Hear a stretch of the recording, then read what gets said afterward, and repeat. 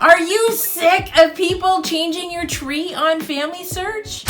You are not alone. Today we're going to talk about what the FamilySearch tree is, why issues happen, what FamilySearch has done to correct the problem, and what you can do. So stay tuned. I'm Aimee Cross, and let me start by saying I am a big fan of FamilySearch. They have saved billions of records over the last 70 years, some of which have now been destroyed. And they created a terrific platform for genealogists, and it's all free. So I don't want to slam them, but let me add that I hear the complaint all the time about why are people changing my FamilySearch tree? This is so frustrating. And I get it, it is. So what is FamilySearch? It's not a personal tree, contrary to a lot of people's belief. It's a crowdsourcing tree. It's a world tree. And so when people build a tree on FamilySearch, when you're first building your tree, you're putting yourself in there, you're putting your parents in there, and then you're building further back. Now, the living people on FamilySearch are separate, but once you hook into somebody that's passed away, it's kind of fair game, and everybody is combining and putting things together with kind of the ultimate goal of creating a world tree, having everybody connected together. So in order to really understand why this world tree gets so frustrating, you need to understand a little bit about the purpose of its creation. And FamilySearch is owned by the Church of Jesus Christ of Latter-day Saints. They believe in the scripture in Malachi, and I'm not trying to get churchy here. I just want you to understand the reasons for the tree because it will help you maybe kind of deal with some of it a little bit better. And so members of the Church of Jesus Christ of Latter-day Saints believe that finding out where we came from and our family is really important. Also, doctrinally, they believe that we are eternal families and we are tied together forever. So this process of combining our families and finding our ancestors is really of a spiritual nature to them. And that's why this website has been backed by the church. And it's why they've spent so much money over 100 years gathering these records.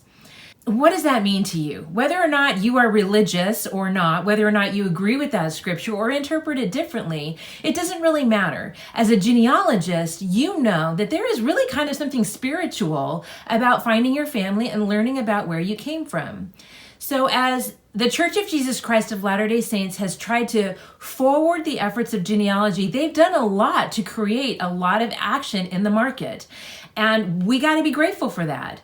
Companies like Ancestry and a lot of these other companies came about really because of some of the push that the Church of Jesus Christ of Latter-day Saints did early on. And so as we have more people entering the market and more people involved in genealogy, more money is put into the market, there's a greater effort to save records and do all the things that as genealogists we want to see happen. But as we bring more people into the market, we're also bringing people that really don't know what they're doing. They're beginners, they're just learning. And that can be frustrating because they affect the tree. And that's where a lot of people get frustrated. Not only that, not only is it maybe something that's somebody that doesn't know what they're doing, it may be genealogists who do think they know what they're doing and they've come to different conclusions. We don't all agree. We don't all agree about anything today, right? But we certainly don't always agree about genealogy. And so we have differing opinions about who may have fathered whom. Now, what are the issues? What is happening and what makes people so mad? What happens is that somebody that doesn't necessarily agree with you or know what they're doing makes a change. They delete a person. They put somebody in as a father with somebody that maybe you know is not correct. And it's aggravating to people because they get it right and then sure enough, somebody comes along and they change it. Sometimes the change is accidental. Sometimes it's really a newbie and they don't know what they're doing and they merge somebody accidentally. Or sometimes they're doing it thinking that they know, but they don't really know what they don't know, right? Sometimes that happens to us. Now, I was at Rootstech a couple of years ago. It's held annually in Salt Lake City. And Rootstech is sponsored by FamilySearch every year. They take a huge loss on it. Most genealogy conferences are profit making, or at least they break even. And Rootstech takes an enormous loss in order to do this. And they don't really do this anymore like they used to, and it really makes me sad. But in the very beginning, they used to have a special day for people that were in the industry, and they had awards. They encouraged development of new product and things like that for people to improve the industry. And so at one of these meetings, there was a bunch of genealogists in the room with people from FamilySearch, and they're frustrated. They're like, why Why can't you rank us? Why can't you say somebody with a bunch of experience that knows what they're doing, they make a change, then somebody else can't come in and make it? But they just can't do that. It's a nightmare. By the end of 2021, there were 1.38 billion people in the family tree. It's just too difficult to rank everybody and deal with that type of information. And then who's to say that their ranking is correct? In addition, keep in mind, they're not making money off this platform. So they couldn't do that. And the other reason why it's kind of difficult too sometimes is that if a person is locked and somebody else can't make changes to them, other people that may encounter good things that they want to add to that person that are legit, maybe they found new records or they found new photographs or something like that, they can't add that to the tree. So for FamilySearch, it's a negative thing for them to lock somebody in a tree. But they did start doing that just a couple of years ago. And they did it for people that are commonly changed. And they did that because there were some people that were being changed all the time, like George Washington. So somebody that has had a lot of changes, they have volunteers that go through everything and they lock that person. And if you want to make a change to that person, you have to contact them to make the change. Now, some people say, great, why can't I call them and why can't they lock my whole tree? Well, like we talked about a minute ago, that's not necessarily in the best interest, right? We want to have intelligent conversation. We want to be able to talk about somebody. We want to be able to add things. We want to be able to make things better and continue things to grow. And in addition, they have that 1.38 billion people in the tree. They can't lock everything. So how do we deal with it, right? How do we deal with it as users of FamilySearch? And let me begin with, again, like I said, I'm a fan of FamilySearch and I'm actually a fan of the tree. I love the fact that I can collaborate with different family members and they can add things that maybe I didn't know. So that collaboration is a very valuable process. So please put your information on FamilySearch, share it with the world. But, and this is a big but, don't let that be the only place you have your tree because it can be changed. Somebody may delete something. Somebody may totally change something. And I've known people that have put that in FamilySearch and sometimes it's really hard to resurrect it once it's been changed. So you want to have another place for your tree. Did you hear that? You want to have another place for your tree. If you're going to spend any time at all doing genealogy, you need to have your own tree, one that other people can't change. There's lots of places you can do it. You can have it on Ancestry. You can have it on Find My Past, MyHeritage. You can have it on your own computer. You can have it on a program like Roots Magic or Family Tree Maker. There's lots of different programs that you can use. And I prefer to use programs that sync fairly well with FamilySearch because I want to be able to do that. I want to be able to share the information. So you might want to look into that. And that's the stuff of another video. If you're going to spend any time on working on genealogy, you want to have your own tree, please. So you know what you know and it cannot be changed. Now I advocate make your tree public because people will look at that. And if something gets changed on FamilySearch, but then somebody flops over to Ancestry and they take a look at your tree on Ancestry, if you've made it public and they can look at it, great. Then they can see what you're doing and they can see maybe why you've done what you've done. Now, what are some other things that you can do if you want to try to stop people from making those changes when they don't know what they're doing? And there's a number of things that you can do, and I'm going to outline those for you right now. I want to take just a quick break and let you know about some coaching that I've opened up. I've opened up both group and individual coaching, and if that is something that interests you, you can click on the link at the bottom of the video in the description, which takes you to my Patreon page right here. And you can select whatever you'd like to select. You can do a group coaching, which is less expensive, and there'll be 4 or 5 people that are coaching with you, which sometimes that's great because you're learning from one another. Or you can do individual coaching. Also, if you haven't already, please click like if this video is of help to you and has given you good content. That helps YouTube know this is worth watching. Thanks. Back to the video. So here we are on FamilySearch, and I want to point out a couple of things to you. First of all, if you want to be involved in the tree, you do need to open an account. Again, it's free. There's no charge for it, but you do need to open an account.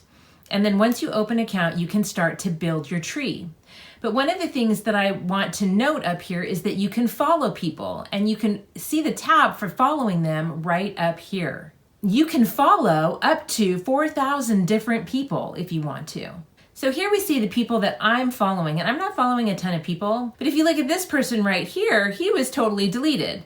I can probably figure out what happened. He's probably not completely deleted. They just merged two people. So how do you follow someone, you ask? Well, let me tell you. All you have to do is go right up here to follow with the star.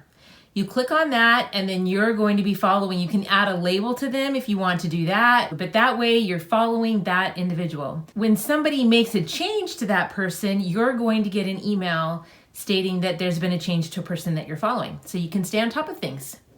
Now, what are some of the other things that you can do?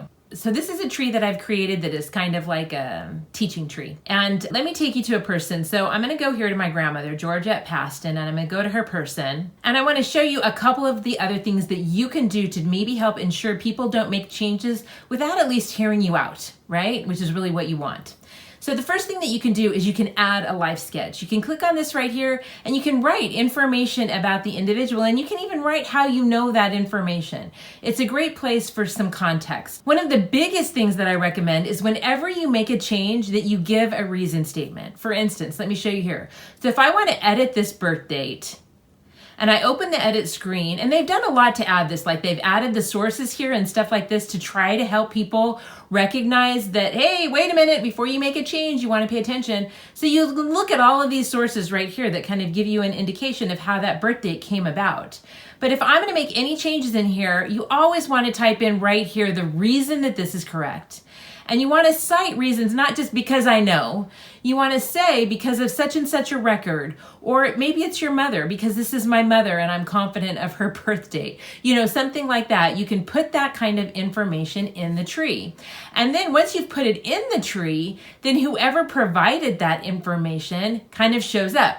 So you can go over here and you can see the latest changes. And if I click here, show all, I can see all of the changes that have happened to Georgette Paston over a period of time, and I can see who's done things, and I've done a lot of things for her. So I added her Find a Grave index, and you can see, you know, who's done everything. So you can click on that person and you can message them through the system.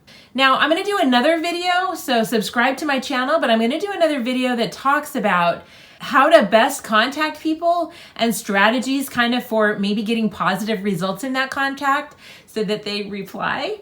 But anyway, look for that in an upcoming video. But you can message the individual and you can talk to them and you can try to work some of this stuff out as cousins, but sometimes that doesn't work either, but you got to give it a shot, right? Another way that you can start a discussion, let me go back to Georgette, is you can collaborate right here. You can click on collaborate and you can add a note or you can add a discussion. And so this gives you the opportunity to, you know, write down, I know that Georgette Paston is the daughter of, because of blah, blah, blah, blah, blah. And so that's another place where you can put something that you hope people will see before they make changes. One other thing that you can do is you can add to the memories tab. You can write a document of their life. You can write a proof argument. You can talk about why you know so-and-so, blah, blah, blah, in a lot more detail. If you have a lot of information on that person, put it all into a file and upload it as a document. Then more people might see it. Does this stuff always work? No, it doesn't always work. But it's some of the things that we can do in order to make things better. Now, like I mentioned before, please subscribe to my channel. If you click the bell after you subscribe, you'll get notifications of when I post a new video. I'm going to do a number of videos on family search. I'm going to talk a little bit about how to handle it when people don't respond, or how to encourage them to respond or respond nicely. We're going to talk about how to merge somebody or how to unmerge somebody. We're going to talk about how to change dates or locations or facts, things like that, as well as how to change relationships. That can be kind of tricky. So watch for upcoming videos about that. My final parting comments are, we all make mistakes.